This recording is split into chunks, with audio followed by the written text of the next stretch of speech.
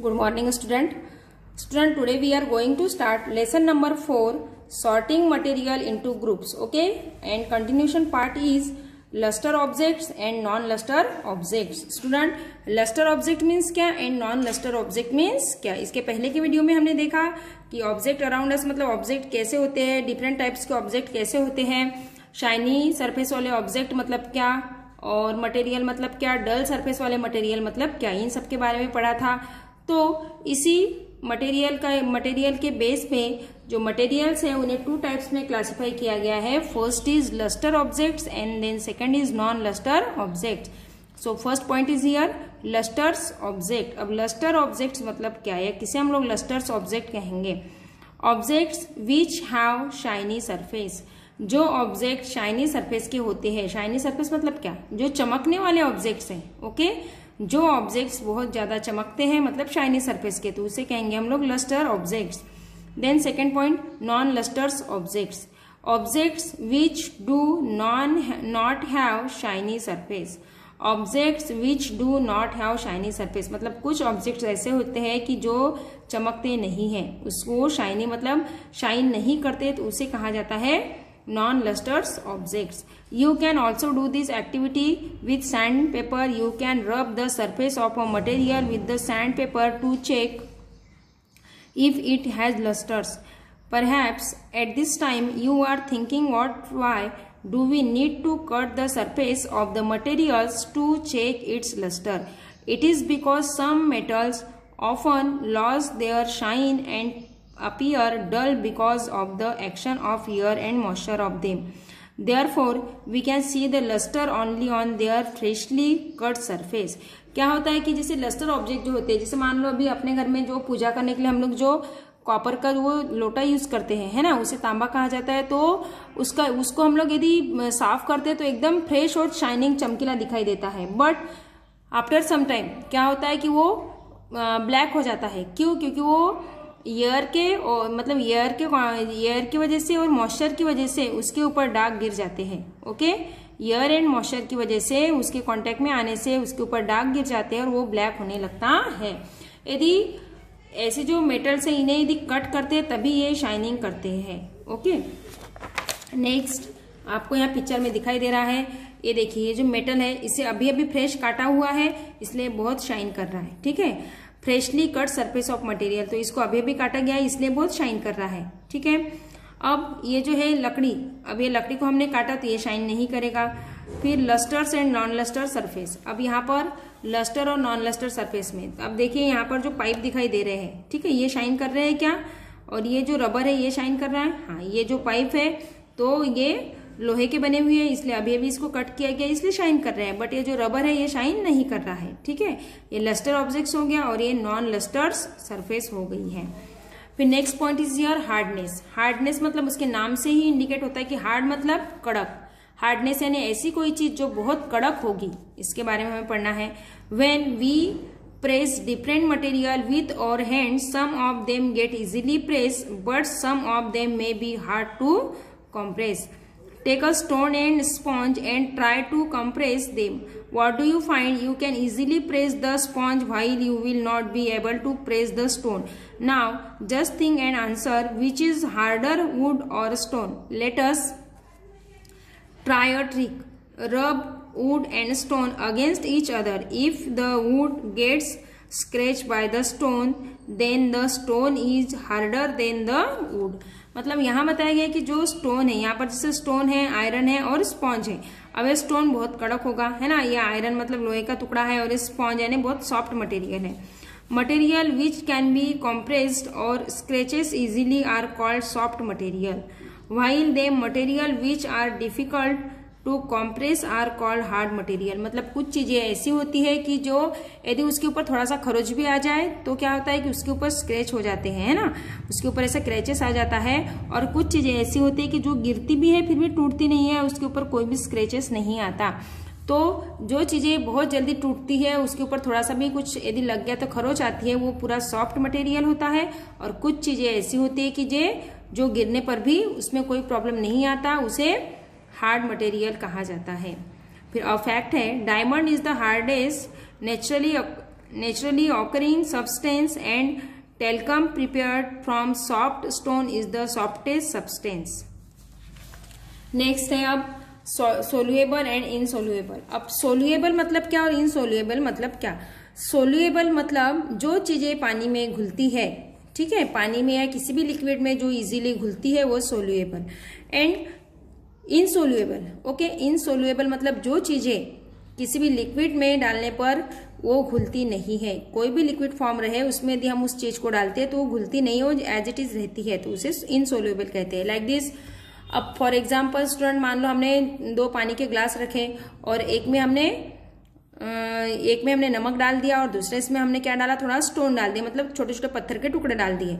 अब उसको चम्मच से उसको स्टीर कर रहे हैं तो उसमें क्या होगा, जिसमें हमने नमक डाला था वो नमक वाला जो ग्लास था वो पूरा उसमें नमक घुल गया, नमक दिखाई नहीं दे रहा. बट जो स्टोन वाला ग्लास है तो उसमें वो स्टोन या पत्थर के छोटे छोटे टुकड़े हमें दिखाई देते हैं. क्यों?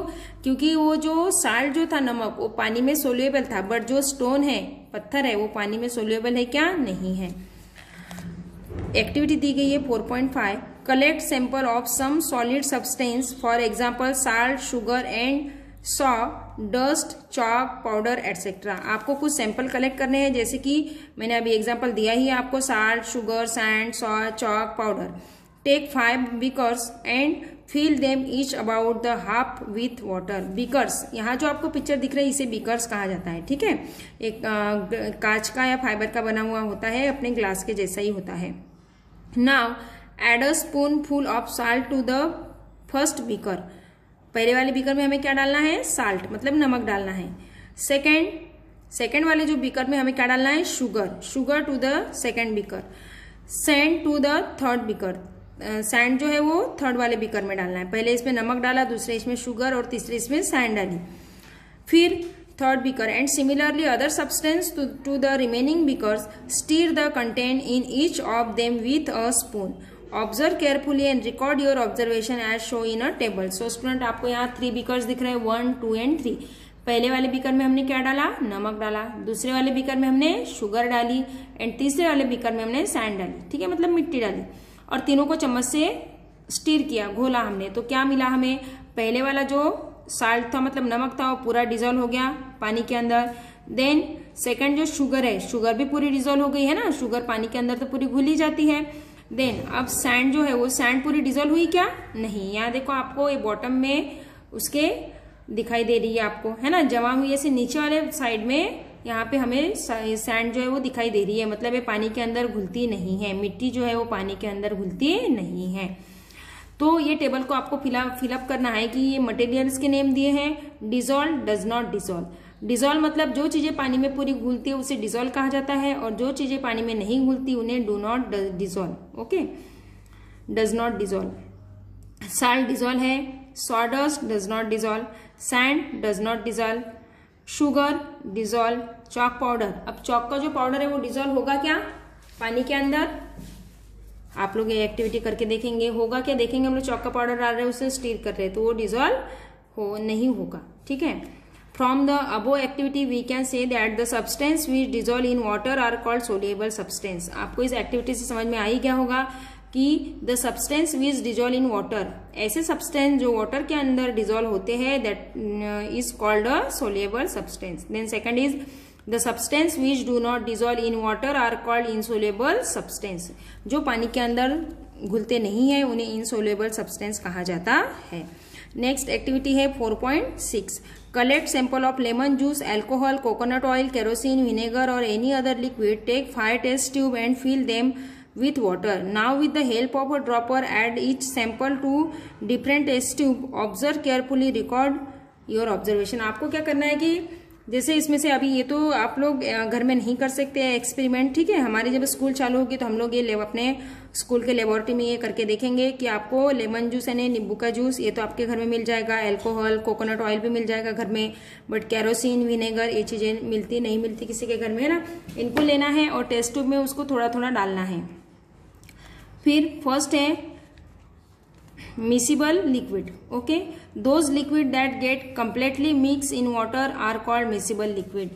ये जो लिक्विड्स होते हैं जो पानी में पूरी तरीके से घुल जाती है उन्हें मिसिबल लिक्विड्स कहा जाता है. अब यहाँ बॉक्स दिया है 4.6 एक्टिविटी. ठीक है। 4.6 एक्टिविटी में पूरे लिक्विड के नेम्स दिए इधर। फर्स्ट है लेमन जूस और mix well does not mix. ये मिक्स वेल मतलब जो चीजें मिक्स होती है वो मिक्स वेल लिखेंगे, जो नहीं होती उसे does not mix well. Suppose lemon juice नींबू का रस पानी में मिक्स होता है, हाँ होता है, तो वो मिक्स वेल में आ गया। एल्कोहल पानी में मिक्स होता है, हाँ होता है, तो वो मिक्स वेल में आ गया। कोकोनट ऑयल पानी के अंदर मिक्स होता है, नहीं होता, वो ऊपर आ जाएगा, तो ये डज नॉट मिक्स होगा। केरोसिन ये पानी में घुलता नहीं इसलिए डज नॉट मिक्स। विनेगर पानी में घुल जाता है इसलिए ये मिक्स वेल। हनी जो शहद है वो भी पानी में घुल जाता है इसलिए मिक्स वेल। मिल्क भी मिक्स वेल। आपको ऐसे लिखना है, ये टेबल आप लोग फिल कर लोगे। Second point is immiscible liquid. Okay, those liquid that do not mix in water and form separate layer are called immiscible liquid. मतलब ऐसे लिक्विड जो पानी के अंदर घुलते नहीं हैं तो उन्हें इमिसिबल लिक्विड कहा जाता है। फिर फैक्ट दिया है coconut oil is not miscible in water but miscible in kerosene and petrol. Coconut oil जो होता है वो पानी के अंदर नहीं घुलता बट कैरोसिन और पेट्रोल में घुल जाता है। नेक्स्ट है ब्रेंडेन, ये आपके लिए है Brendan. Have you ever seen a painter removing paint stuck to his hand with the help of kerosene, why does he do so. मतलब जो पेंटर होते हैं हमारे घर में जो पेंटिंग करते हैं वो लोग पेंटिंग करने के बाद अपने हाथ के ऊपर, ठीक है, रिमूविंग पेंट मतलब पेंट को निकालने के लिए केरोसिन यूज करते हैं। व्हाई, क्यों करते हैं केरोसिन यूज, इसका आंसर आपको फाइंड करना है। Some of these gases like oxygen and carbon dioxide are soluble in water. Okay, oxygen और कार्बन डाइऑक्साइड ये दो गैस ऐसी होती है जो वाटर में सोल्यूएबल होती है, मतलब वाटर के अंदर ये सोल्यूएबल होती है। कौन सी, first is oxygen and second is carbon dioxide. Oxygen dissolve in water is very important for aquatic animal. Oxygen पानी के अंदर डिजोल्व होती है जो एक्वेटिक एनिमल के लिए बहुत जरूरी होती है। एक्वेटिक एनिमल मतलब पानी में रहने वाले एनिमल्स। तो पानी में रहने वाले जो एनिमल्स होते हैं उनको तो ब्रीथिंग के लिए ऑक्सीजन नीडेड होता है, और वो ऑक्सीजन क्या ऊपर हवा में आके लेते हैं क्या, नहीं, वो जो वाटर रहता है जिसमें वो तैरते रहते हैं लाइक दिस फिश, तो वाटर में से ही वो ऑक्सीजन को मतलब ऑक्सीजन को ब्रीथिंग में यूज करते हैं। तो ये ऑक्सीजन है वो पानी में डिजोल्व होती है। They take oxygen with the help of their gills. जो फिश होती है अपने गिल्स से ऑक्सीजन को लेती है। फिर ब्रेंडेन का क्वेश्चन दिया है अगेन आपके लिए। When you open the cork of a soft drink lots of bubbles are seen, why does this happen. क्या होता है, कभी सॉफ्ट ड्रिंक तो सभी को पीते हैं और सभी को बहुत पसंद होता है। जैसे ही हम लोग सॉफ्ट ड्रिंक का कॉर्क खोलते हैं like this Coca Cola, Pepsi, है ना, तो खोलते से ही उनमें से ऐसे बुलबुले निकल आते हैं, बबल्स निकलते हैं और गैस मतलब वो ऐसे से ऊपर ऊपर बबल्स निकलते हैं। वो क्यों निकलते हैं, ये इसका आंसर आपको बताना है। बहुत सिंपल है। अभी जो हमने यहाँ जो गैस पढ़ी है, इन गैस में जो यहाँ दो गैस पढ़ी ना, ऑक्सीजन और कार्बन डाइऑक्साइड, इसमें से ही इसका आंसर फाइंड है। क्यों, क्योंकि उसमें क्या होता है, कार्बन डाइऑक्साइड होती है, कार्बन डाइऑक्साइड डिजोल्व होती है, और जैसे हम लोग उसका कॉर्क ओपन करते हैं तो कार्बन डाइऑक्साइड वो बबल्स के थ्रू वो बाहर निकलती है। फिर नेक्स्ट है a fact, water is called the universal solvent. Okay, water को यूनिवर्सल सॉल्वेंट कहा गया, मतलब वाटर हर किसी में डिजोल्व होता है। नेक्स्ट पॉइंट, ऑब्जेक्ट में फ्लोट और सिंक इन वाटर। अब कुछ चीजें ऐसी होती है जो पानी के ऊपर तैरती है, मतलब फ्लोट होती है, और कुछ चीजें पानी के अंदर डूब जाती है, वो सिंक होती है। Collect sample of some substance like wood, iron, nail, paper, stone, cardboard, dry leave and piece of glass. Now take a through and fill it with water. Drop all the substance one by one. Now observe which of the substance float and which sink. Record your observation in the 4.7। आपको ये table दिया गया है 4.7 का, ठीक है। इस 4.7 में आपको बताना है कि कुछ चीजें, जैसे ये ऑब्जेक्ट दिए है, ये फ्लोट मतलब पानी में तैरने वाले, और सिंक मतलब पानी में डूबना। अब वुड, ये जो लकड़ी है ये पानी में तैरती है क्या, हाँ, तो हमने यहाँ पर क्या लिखा, एस। आयरन नेल्स, जो आयरन नेल्स होता है, आयरन नेल्स मतलब खीला, जो हम घर में किसी भी चीज को हैंग करने के लिए उसका यूज करते हैं, तो ये जो आयरन नेल्स होता है ये सिंक यानी पानी में डूबता है। फिर पेपर फ्लोट होता है या सिंक होता है, पेपर फ्लोट होगा, तो यहाँ पर एस लिखोगे।